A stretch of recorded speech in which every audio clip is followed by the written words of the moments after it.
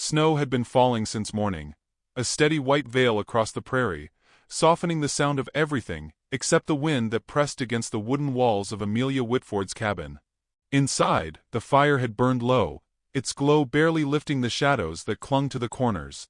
Amelia sat hunched in a chair near the hearth, her shawl pulled tightly around her shoulders, her hands still raw from hauling water. She was 23, young in years, but the loneliness etched into her face gave her the look of someone who had lived too long with silence. She had grown accustomed to the quiet, though not in peace. It was a quiet born of being watched, judged, whispered about. When her husband died the year before, the town had offered prayers, pity, and then distance. A young widow was dangerous in their eyes, an invitation for gossip. So she had withdrawn, and in that withdrawal, the gossip only thickened. The walls of the cabin felt safer than the eyes in town, but even here, the loneliness gnawed at her. That morning, she had pressed her palm against the frosted window and watched the tracks of a rabbit vanish under the snowfall.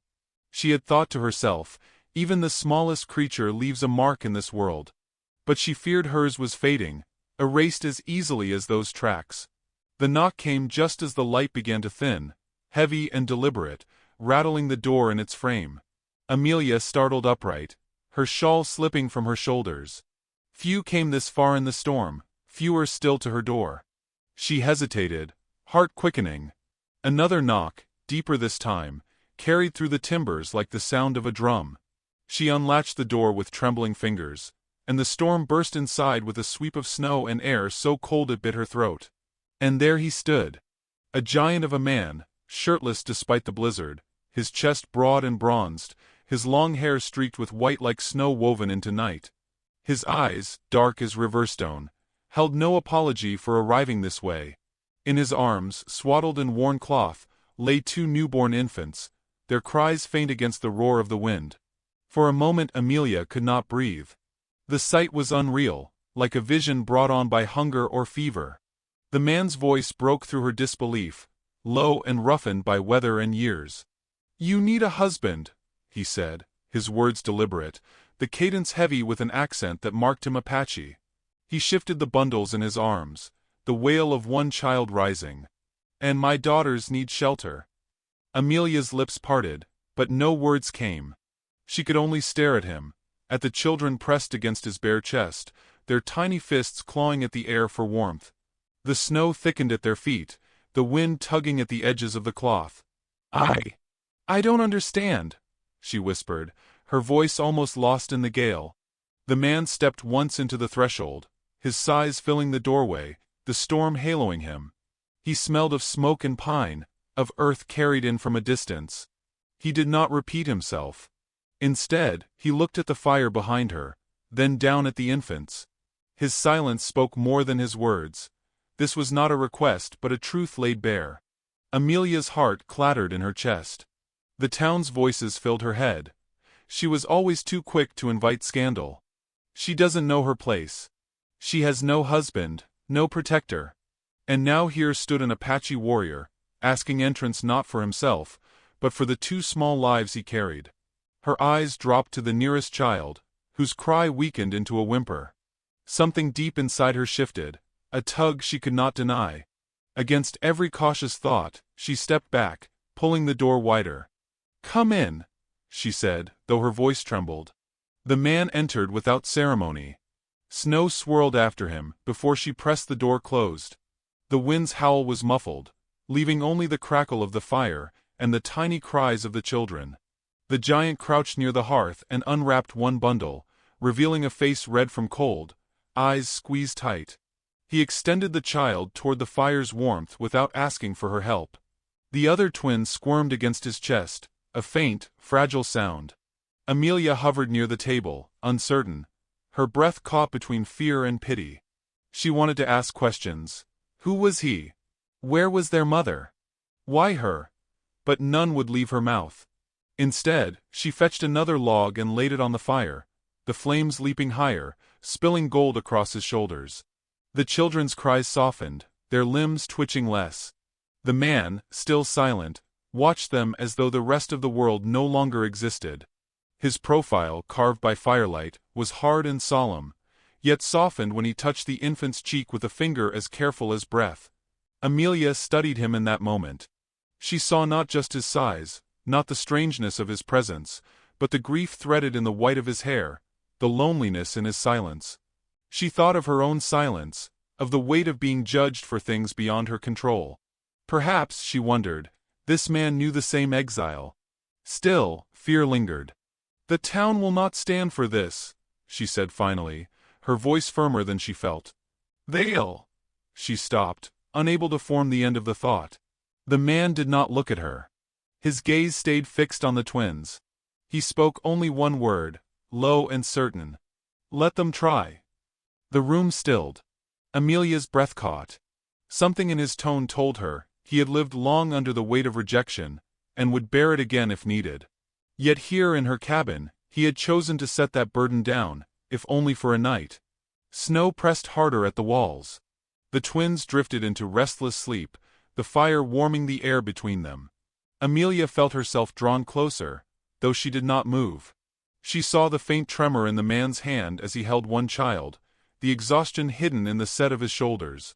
He was not unbreakable. And in that weakness, she recognized her own reflection. For the first time in months, her loneliness eased, not vanished, but shared, like a candle lit from another flame. She wrapped her shawl tighter, though the cabin was warmer now, and whispered a thought meant more for herself than for him. "God help us." The man lifted his eyes then, meeting hers with a steadiness that stilled her trembling. In the silence between them, something unspoken passed, an understanding that whatever storm awaited outside, within these walls a fragile bond had begun to form. Amelia turned back toward the window. Beyond the glass, the snow fell heavier, blotting out the world, as though the prairie itself wished to hide what had just taken root. And in that muffled white silence, she realized the night had only begun. The storm did not break for 3 days. Snow heaped itself against the cabin walls, drifts rising high enough to darken the windows, pressing them into a world of muffled silence. Within, the fire became the center of their lives, its warmth holding back death. Amelia tended it constantly, splitting kindling until her hands blistered, while the man, Gray Hawk, she had learned in a whisper of his own name, hauled in larger logs and stacked them by the door with the steadiness of someone who had survived harsher winters. The twins, Etta and Mercy, breathed softly in their swaddles near the hearth. Amelia had taken to rocking them when their cries pierced the stillness, her body remembering instincts she thought she had no place for. Gray Hawk would watch from across the room, his gaze unreadable, his silence heavier than the snow outside. At first she mistook it for judgment, but slowly she realized it was reverence. Every time she pressed her cheek to a child's head, his shoulders eased, if only a little. On the 4th day the sky cleared, the prairie glittering in sunlight so sharp it hurt to look upon. Smoke from neighboring homesteads curled into the blue air. Amelia knew she must fetch flour, salt, and lamp oil from town.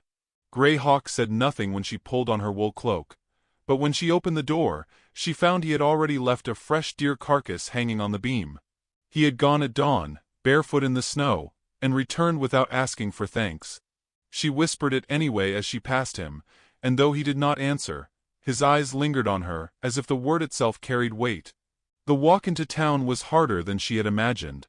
Each crunch of her boots sank into the silence, and she felt as though the prairie itself carried her toward judgment. She knew what awaited. Widow Whitford had been a subject of whispers long before this storm.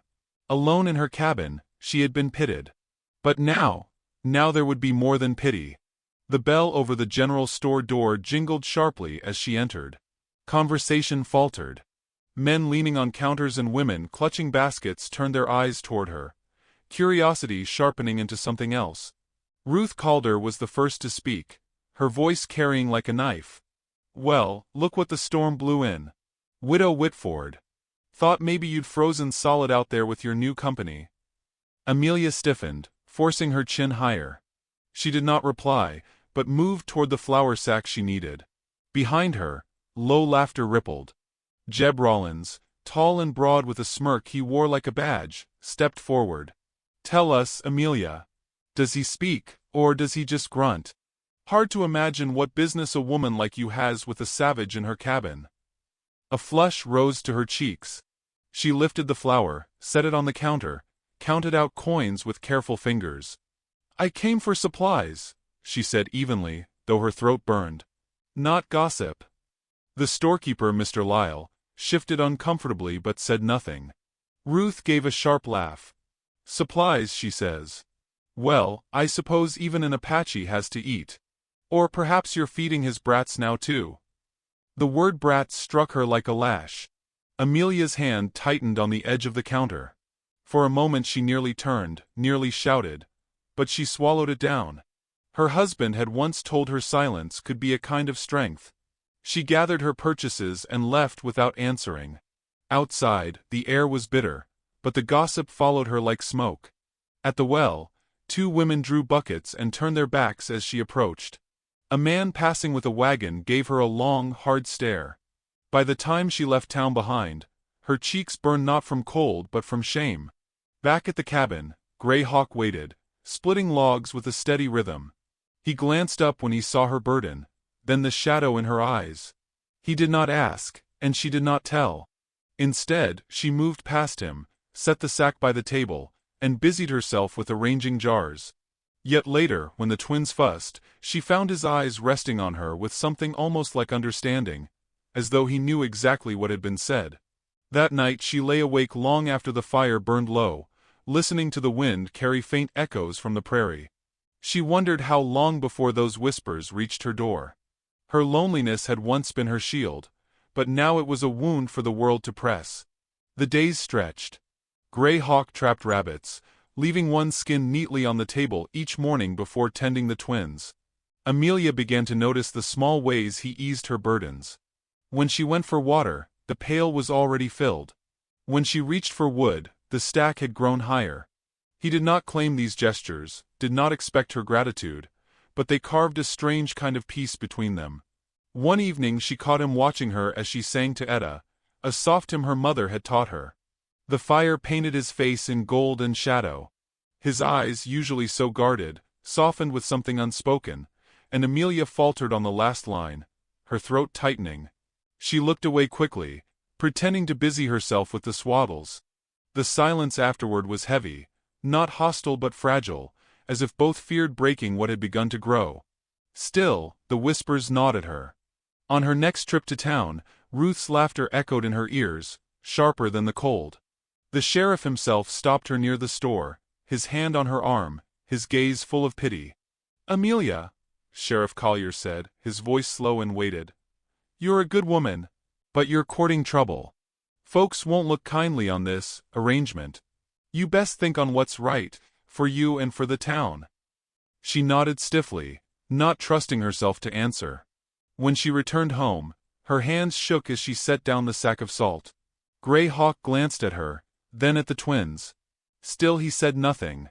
But when she turned away, she felt his presence like a wall behind her, unspoken but steady. That night, as the fire hissed low, Amelia closed the shutters against the prairie. Beyond them, she thought she heard distant laughter, carried thin through the frost. She pressed the latch tight, her breath trembling in the quiet. Behind her the twins slept, and Grey Hawk sat in the shadows, his white hair glinting faintly in the firelight, eyes fixed not on her but on the door, as though he too had heard the whispers waiting outside. The blizzard returned with a vengeance, blotting out the horizon, until even the nearest cottonwoods vanished into a wall of white.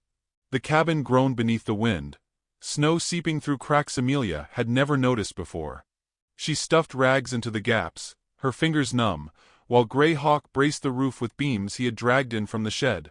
Every sound outside was muffled, swallowed by the storm, until only the hiss of snow against would remain. Inside, the twins whimpered, their tiny lungs working against the cold. Amelia held Etta against her chest, her shawl wrapped twice around them both.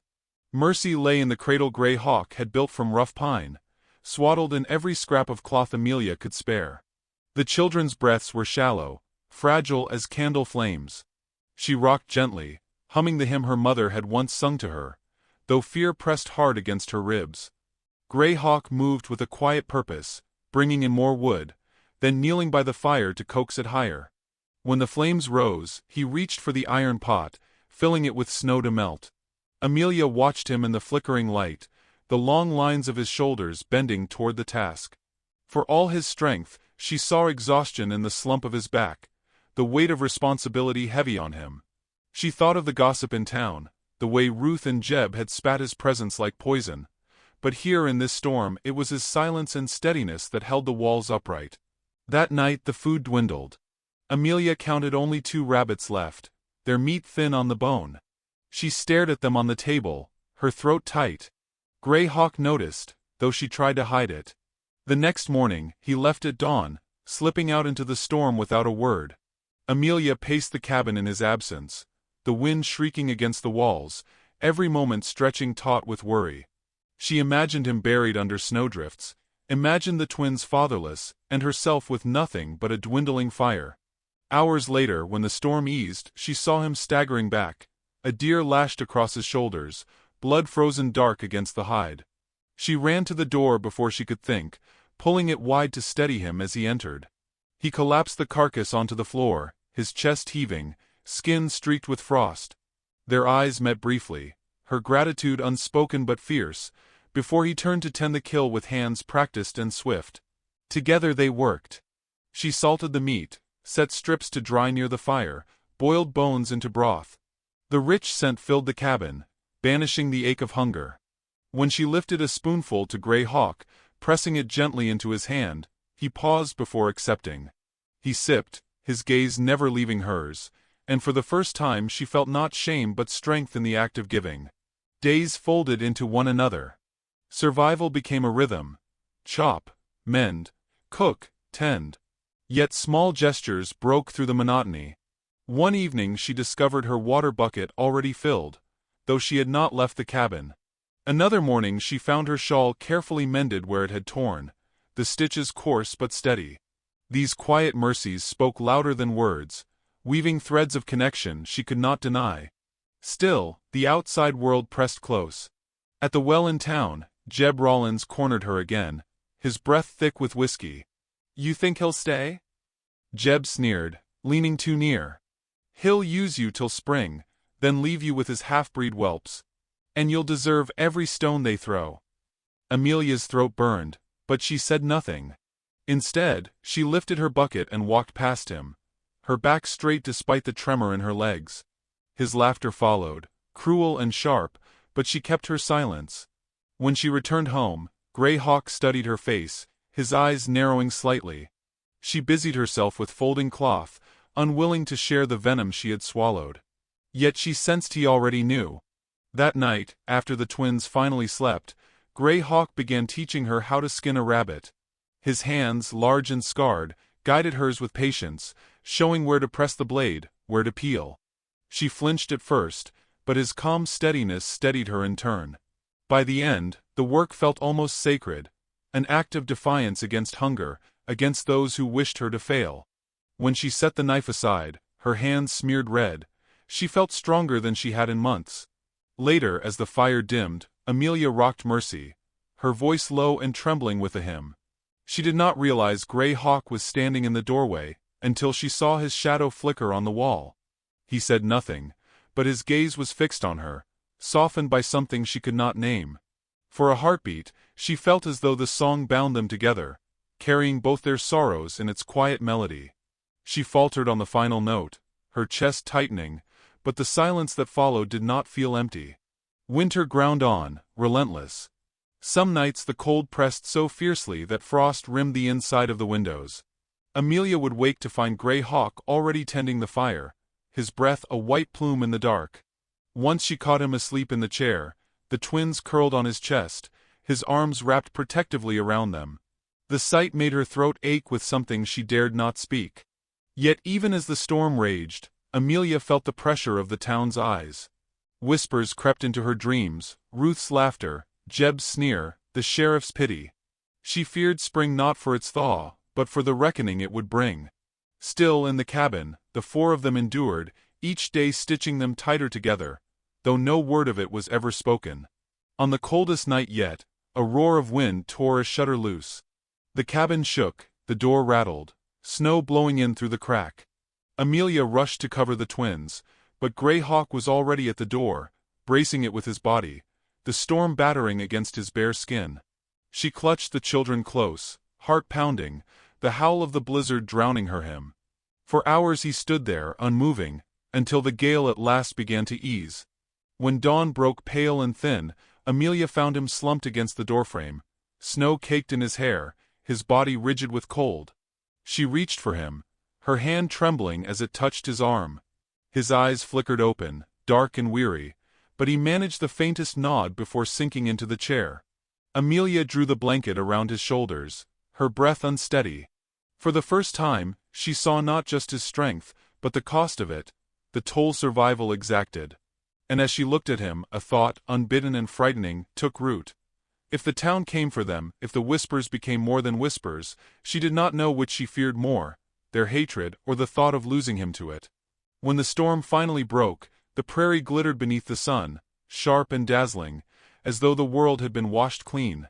The air carried the scent of thaw, but Amelia felt no ease in it. Winter's grip had lessened, yet she knew that with clearer skies came clearer eyes. The whispers that had been muffled by snow would rise again, louder now, emboldened by the change in season. She wrapped herself in her cloak and walked to town, basket clutched tightly in her arms. Gray Hawk did not follow, though she felt the weight of his gaze until the cabin door closed behind her. She knew he preferred the silence of the trees, the company of wind and earth, rather than faces sharpened by judgment. But she had no choice. The twins needed flour, salt, and cloth. The path was muddy, the snow melting into rivulets that pooled in her boots. When she reached town, she felt the hush ripple before she even stepped inside the store. Heads turned, voices lowered. Ruth Calder stood near the shelves of fabric, her lips pursed in a smile sharp as broken glass. "Well," Ruth said loudly, so all could hear, "the widow returns. Tell us, Amelia, do you still keep your Apache giant in that cabin of yours?" Amelia's cheeks burned. She moved toward the counter, laying down her basket with steady hands, though her fingers trembled. "I came for flour," she said softly. Jeb Rollins leaned against the wall, arms crossed, smirk curling his mouth. "Flour, is it? Strange how a woman manages on her own, unless she isn't on her own." His eyes slid across her with deliberate malice. "Maybe you'll be raising little savages of your own before long." Laughter scattered through the store, brittle and cruel. The sheriff, standing near the door, cleared his throat but said nothing more than, "That's enough." His gaze fell on Amelia with pity, which cut deeper than their jeers. She lifted the flour sack, set her coins on the counter, and left without answering. Outside, the sun was bright but the cold sharper still. Her breath trembled in the air as she walked quickly home, refusing to let them see her cry. When she returned, Gray Hawk was mending the fence. He glanced up at her face, his expression unreadable, but his eyes lingered long enough to see the shadows there. She busied herself with storing the flour, her back to him, her heart pounding as if the whispers had followed her through the snow. She wanted to tell him, wanted to spill the cruel words and let him bear them, but shame bound her tongue. Instead, she pressed her lips together until the taste of blood filled her mouth. That night, the firelight painted the room in gold and shadow. The twins slept in their cradle, tiny fists curling against the blankets. Gray Hawk sat near them, his white hair catching the glow, his hands steady as he carved a toy from wood, something small, shaped like a bird. Amelia watched from her chair, the silence between them thick. "You don't ask," she said at last, her voice barely above a whisper. Gray Hawk did not look up. "If it matters, you would tell me." His answer pierced her more deeply than any question could. She swallowed, her throat aching, and turned her eyes to the window. Outside, the wind had died, but in the distance she thought she heard faint voices, laughter, carried on the still night air. She closed the shutters with trembling fingers, barring the world out. Days passed, and the gossip grew louder. Men muttered near the well, women turned their backs as she passed. The children she once taught at the Sunday school were pulled away from her shadow, as though contact might stain them. Amelia held her head high, but each slight pressed heavier against her ribs. One afternoon, while drawing water, she heard Ruth's voice behind her. "You think you're safe in that cabin?" Ruth said, her tone sharp as frost. The town won't allow it much longer. That savage will bring ruin on us all, and you along with him. Amelia's hands tightened on the rope, pulling the bucket up slowly. He has harmed no one, she said evenly. Ruth laughed, cruel and short. Not yet. But it's in his blood. Mark my words, when trouble comes, don't expect anyone to stand by you. The bucket reached the rim, water sloshing cold over Amelia's fingers. She met Ruth's eyes then, steady despite the tremor in her chest. I have stood alone before. I can do so again. Ruth's smile faltered, but only for a moment. She turned away, skirts snapping in the wind, leaving Amelia with the water heavy in her hands. That evening, she returned to the cabin, shoulders aching, heart heavy. She found Grey Hawk outside, his gaze fixed on the horizon where the sky bled into twilight. The twins stirred within, their cries thin and urgent. Amelia hurried past him to tend them, but later, as she rocked Mercy by the fire, she felt his presence at her side. He placed the wooden bird gently in her lap without a word. Her throat tightened. She traced the rough carving, the small wings etched by his hand. She wanted to speak, to thank him, to tell him of the shadows pressing closer each day. But the words lodged in her chest. Instead, she laid the bird beside the cradle, her hand brushing his as she did. For a moment he stilled, then lowered his gaze, his silence deeper than speech. That night, long after the fire dimmed, Amelia woke to a strange glow at the window. She rose quietly, careful not to wake the twins, and parted the shutter. Outside, across the snow, torches flickered. Figures moved in the distance, voices low but urgent. A knot of men gathered near the edge of the trees, their shadows long against the white ground. Her breath caught. She closed the shutter swiftly, her hand pressed to the wood as though her palm alone could keep the world out.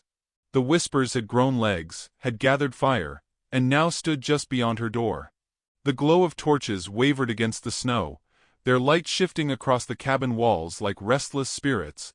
Amelia pressed her back to the shutter, heart thundering. She could hear the men's voices now, low, angry, thick with the kind of certainty that grows in crowds.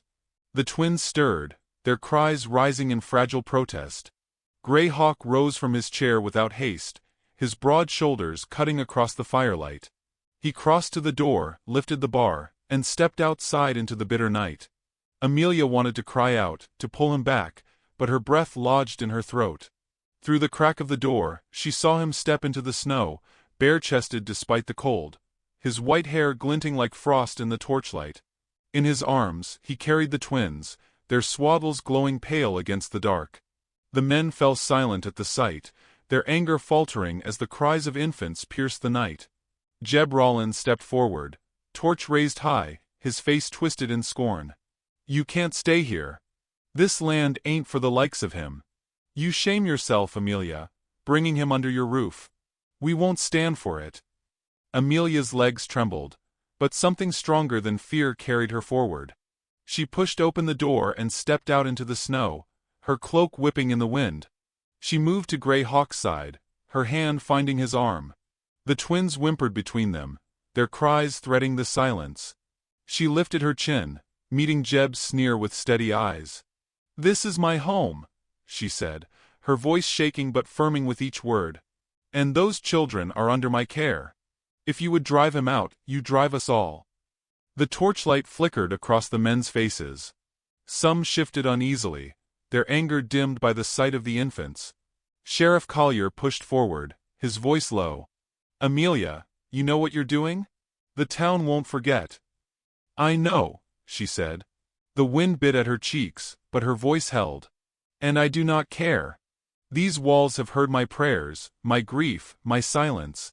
Let them now hear my choice." She looked at Grey Hawk then, his dark eyes meeting hers with a steadiness that anchored her. She drew breath and turned back to the crowd. "You will not take them from me." For a long moment, no one moved. The storm moaned across the plain, scattering snow like ashes. Then Ruth Calder's voice cut sharp from the back. "She's lost her senses. Look at her, standing with him as though she belongs."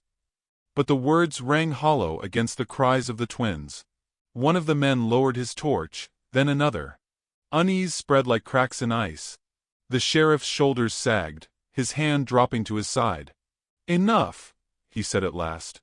"There's no law being broken here. Go home." Jeb spat into the snow, his glare venomous. "This ain't over." Yet even he lowered his torch, the fire sputtering as he turned away. One by one the men dispersed, their voices fading into the night until only the hiss of wind remained. Amelia stood in the snow, her heart pounding, her hand still on Greyhawk's arm. The twins' cries softened as if sensing the storm had passed. She looked up at him, the weight of what had just unfolded pressing heavy and electric in her chest. For the first time, she saw him not as the silent stranger who had come to her door, but as the man who had borne judgment beside her, who had faced fire with nothing but his children in his arms. They stepped back into the cabin, the door closing against the cold. Inside, the fire burned low, shadows stretching across the floor.